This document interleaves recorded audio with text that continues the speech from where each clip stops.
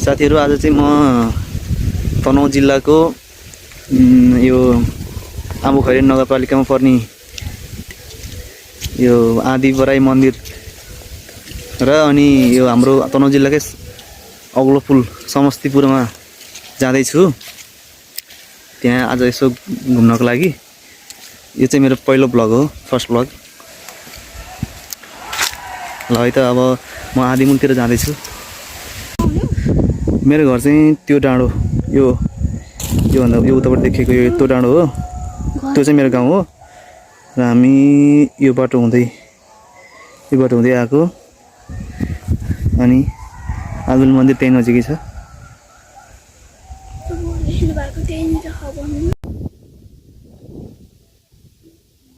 Finally हामी चाहिँ आदिमुलको मन्दिर आइपुग्यो है त।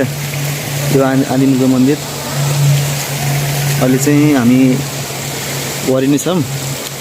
अनि यो बाटो यो बाटो भएर उता हुँदै पारी जाने। पारी चाहिँ पुल घुम्न जाने प्लानिङ छ आज हाम्रो।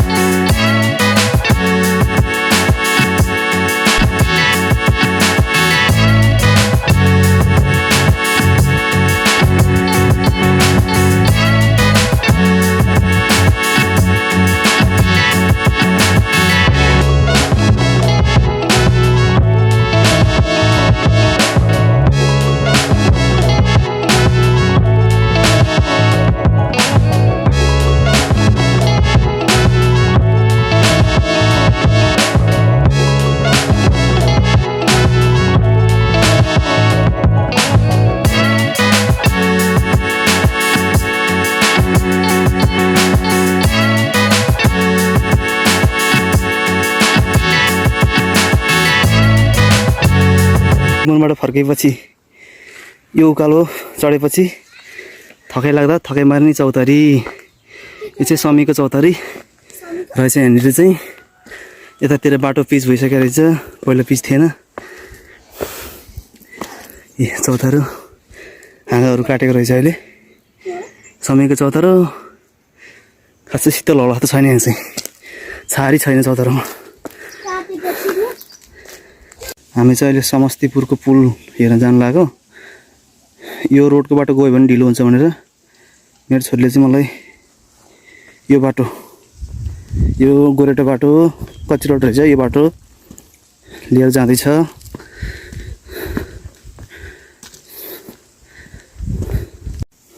रोडै जाँदाखेरि सर्टकट हुन्छ भनेर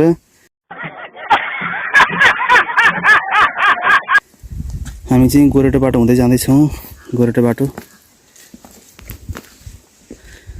यो उतापट्टि कच्ची रोड छ, त्यो बाटो गयो भने धेरै घुम्नु पर्छ अरे, त्यही भएर गोरेटो बाटो हुँदै हामी जाँदैछौँ समस्तीपुरको पुल।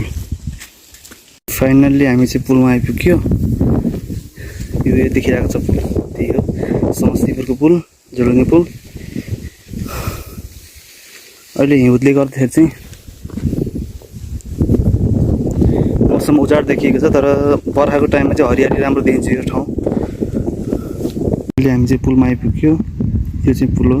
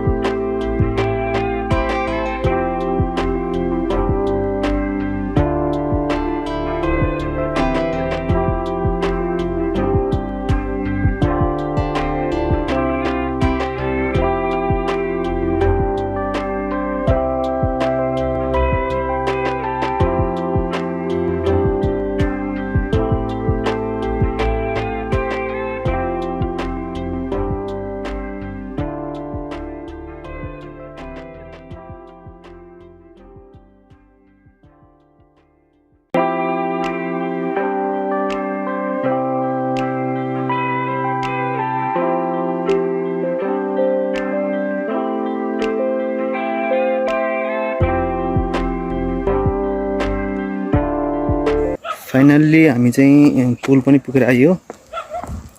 अब घर जान आँधीमुलको बाटो हुँदै घर जान लाग्यो। आँधीमुल चाहिँ यहाँ तल, यो तल मैले अघि पनि देखाएको थिएँ, यहाँ तल आँधीमुल छ। हामी चाहिँ अब यही बाटो हुँदै घर जाने हो। आजको लागि यति नै।